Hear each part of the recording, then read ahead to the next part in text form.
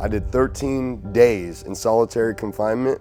That was worse than the other 300 and whatever, 40 something days in jail. That right there is what changed me. I've always had this like hustle and this want to just be an entrepreneur. I didn't know what that meant at the time, but just I liked helping the customer. I liked the chase of knowing I can create something, sell it, and then get something back, right? But boxing, being that my dad was a boxer, was the forefront. So I'll always remember my dad would train himself, right? He would train himself, and then at first I would just hold his feet when he would do sit-ups. He would do his miles, hit the bag, and then one day he had got some gloves, and he's like, hey, you wanna try this? And I was like, yeah, whatever. And so at first, he's just like, you know, telling me here's the jab, 1, 2, whatever. But then, like right on day one, he hits me lightly. But as a kid that had never been in a fight before at that time, probably like 3, 4 years old, you know, little, it was like I was crying, all sorts of shit. And that really made it so that for a long time, there was a little fear with boxing. And then over time, I grew to it. I grew to it more, and then I started to overcome that fear. And I started to really be willing to be a little bit uncomfortable, right? And then one thing led to another, and then we're training, and then we're looking for gyms, and we're training in the backyard. And you know, when I really fell in love with it is when I seen other kids doing it. And that's why, you know, I'm here now. Really, boxing, it's a privilege. And so when I, you know, started high school, I started getting into a lot of trouble. I started, you know, hanging around with the wrong crowd, hustling in the wrong ways, illegally, you know, doing drugs, selling drugs. And, you know, when my father seen that, he knew, you know, you can't coach someone like that. You can't be halfway in boxing like that. You gotta be all the way in. At the time, I didn't understand, but now looking back, it's obvious, you know? And so that led me down a long road of hustling the wrong way, chasing the wrong things, in and out of jails and institutions. You know, just doing anything because I had that hustle in me. So I'm hustling, you know, doing this, selling that, going to jail, getting out, doing this, doing that, you know, moving to LA, chasing women, chasing money, drinking, partying, drugging, you know? And it was a long time because I'm a fighter, so I can get through shit. You know, bad shit would happen, I could just brush it off and chalk it up to the game, you know? And then eventually, it don't matter how much fighting you have on you, when you ain't with God, the devil gonna bring you down, you know? And, you know, I had to sit down in prison for, you know, long enough time for me, 1 year. And I had to think. And that was the start of the change. When you're just stuck with yourself, no people, no books, no nothing. I didn't have nothing. You have to just you think about what you've done. You think about your life and how you fucked up. And that's the most powerful thing if you can put it in the right direction. And I remember I just asked God, I said, God, just remove the want for me to do all this bad shit. And just let me just be a normal person. And I passed out, and I woke up and I felt a little bit different. I still had a lot of work to do, but I vividly remember that I passed out, I woke up, and I felt a little bit different after I prayed like that. Desperate. When I got locked up for an extended period of time, I had this cellie, and he was an OG. Probably I was 28, 27, 28 time. He was probably 70, and he was like, "Man, I was semi-pro boxer." Boom, boom. He's like, "I'm gonna hold pit pads for you. You used to box." I'm like, "Yeah." And so he just would be in the cell. We'd be boom, 1, 2, and I'll never forget. This dude would be holding pads for me, with bare hands, I'm hitting everything I got. He just had like the most calloused hands. I'll never forget that. And I'm just like, boom, boom, boom, getting back into shape. And then we build a little, in the pen, you like build shit out of random shit. So then he's got the shower shoes on for the pads. You make a little ball up some shirts. You got the speed bag. You roll up the mattress. You got the heavy bag.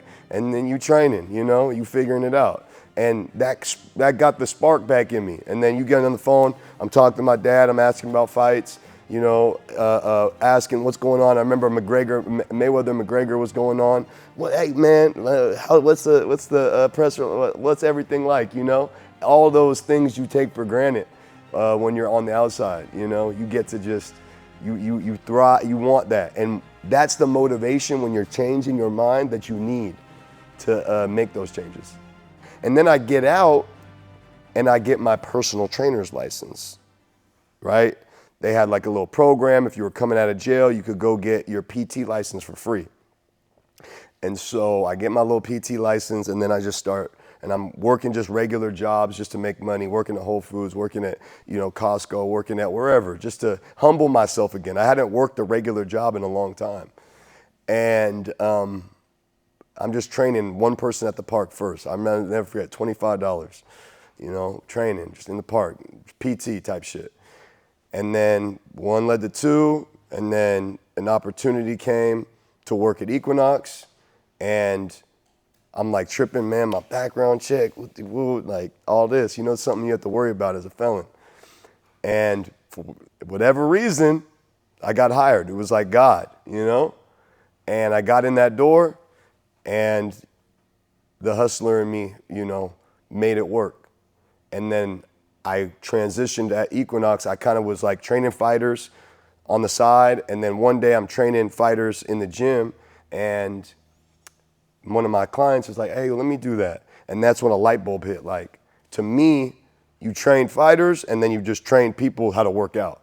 But that then hit a light bulb. Hey, you can train regular people who aren't fighters how to fight. The ATP right down the street. And boom, I'll be sparring in there. I'll be taking up the whole, this gym's like 100,000 square feet. And we sparring in there, crazy shit. There's like old ladies training next to us, dudes getting knocked out. It's all bad. And so freaking, then I'm doing road work one day with my guys. And I run right out these windows.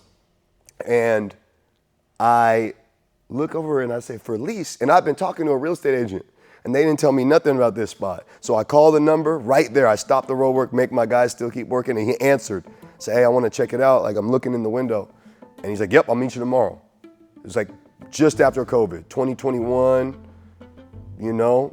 and boom.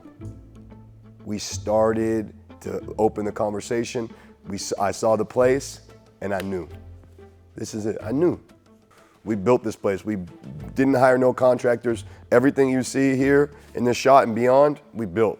And that means a lot, I think that's the way that God really wanted it to be. Because a boxing gym, it's all about the culture. And you as the gym owner, you have to create that culture. And if that's split, there's always gonna be a clash. So being that it's Benjamin's Boxing, now it truly is Ali Benjamin's way, and the way that I foresee it, which is, through the community, leading by example, through hard work and dedication, building through the youth, and, having some fun while you do it. And that's good to hear, because the gym grew. Like, we have an amateur team, professional team, all of that, right? Mm-hmm. Even a second location. We can talk about that in a bit, but I'd like you to take me to the first time one of your fighters ever walked out to the ring under your name. This is a throwback. So. Yo, shout out Jay Smooth, Jordan Brathwaite. Yep. Just like in real boxing fashion, his first fight was a pullout. All my boxing heads know what the hell I'm talking about. But then we got one, Sacramento, Caballero, shout out Caballero, Sacktown. And Jordan, all the training up into this point, my first amateur, this gym don't even exist. At this time, we're training on a tennis court where I build cinder blocks with poles in it and ropes around it, and we sparring out there. We go to gyms to get outside work like Lightnings in Oakland. And, you know, my guys are green. They're getting beat up sometimes, but they're showing me a lot. And so that's how the camp was. That's how the training camp was, on the tennis courts and just going outside and going wherever we could. We go down to SAC, go to Caballero. So I don't really know what to expect. I think my guys are good. I believe in my guys, but I don't know. And so we go in there and we fight an established gym, Double Trouble, and we beat them. We beat them pretty convincingly too. And that showed me that we were doing something right. That gave me confidence. That gave him confidence. That gave the rest of the other fighters confidence. And it just made it real, you know?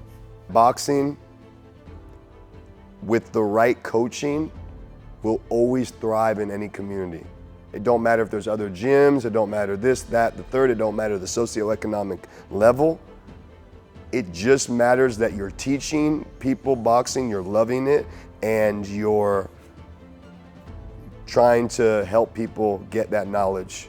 And it doesn't just stop at the training, you're trying to build their mind. So, I do have to ask though, if the younger version of you walked in here today and saw all of this, what would you tell him?